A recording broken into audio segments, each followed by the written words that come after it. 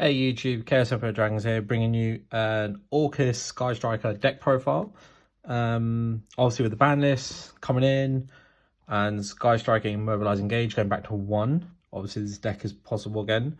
I'm going to show you my current build for it, and then hopefully it will change and develop over this format and I can make it more consistent. But just going to dive straight into the deck profile.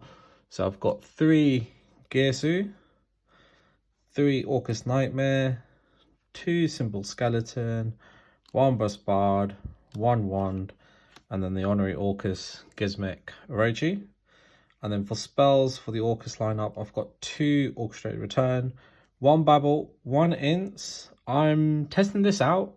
So if you don't know its effect, it's a continuous spell card, and then whenever your opponent normal special summons a monster, you can send an Orcust or World Legacy from your deck either to the graveyard or banish it, or from your hand as well.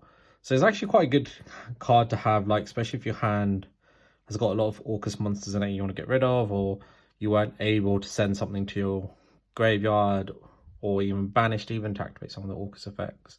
So it's actually a good underrated card. So playing one of those, and then 3 Crescendo.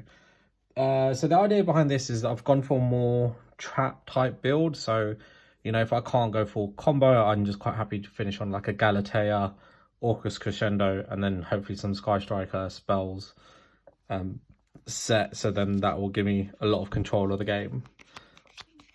And that's sort of the idea behind the deck. Just more control type to, you know, get advantage of your opponent, and then sort of just OTK him in the next turn. So that's the Orcust lineup. And then for the Sky Strikers, obviously 1 Engage, now that is back. The 1 Hornet Drones. And then I'm playing 2 Widow Anchor and 1 Shark Cannon. So it's not a massive package, it's still fairly small.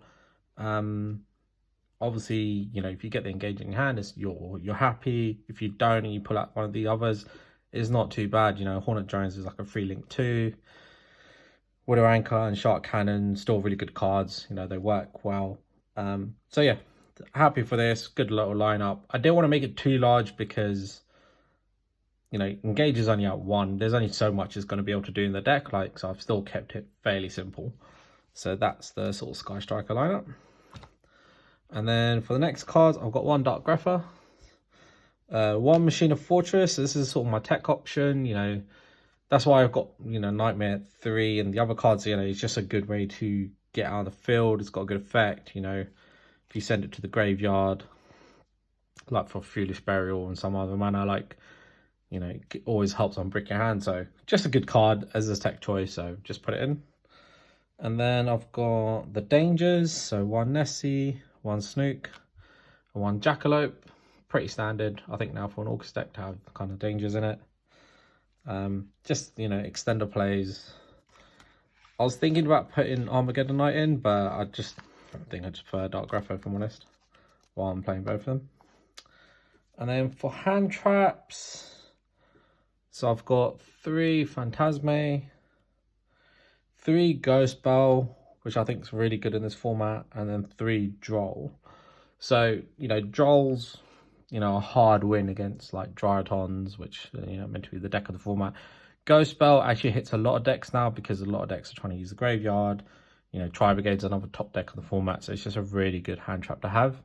And then Phantasme, because there's a lot of link summoning, you know, Salomon Great's back, so Tri-Brigade link summon as well. So, you know, it's just a good card to have. Unbrick your hand, you know, have that little protection as well. So yeah, I think this hand trap ratio is pretty good. And then just to finish off the deck, I'm playing 2 Pot of Prosperity, you know, just so you can dig for the targets you need. 1 Call by the Grave, and 1 Foolish Burial. And that's it. That's the deck. Well, that's the main deck at least. So yeah, I've kept it as simple as possible. I wanted like a good level of hand traps in the deck, just so then I can sort of still play if I have a bit more brick hand, and you know, I haven't opened up optimizing. You know, I've still got hand traps that have high impact in this meta. Cool. So moving on to the extra deck, I've got 2 Galatea, the 1 Longearsu, one Orcust. You know, this is still my personal choice. I really like playing it. You don't have to play it. You can cut this and play something else, but this is just my own personal choice. I really like this card, and I've always kept it in my Orcust decks. Now I've got two Dingresu. You know, free send, you know, interaction on your opponent's turn, you Spanish your symbol skeleton, you know, really good, powerful card in this deck. You rarely ever get the two out, but it's just good to have the second in case you need it.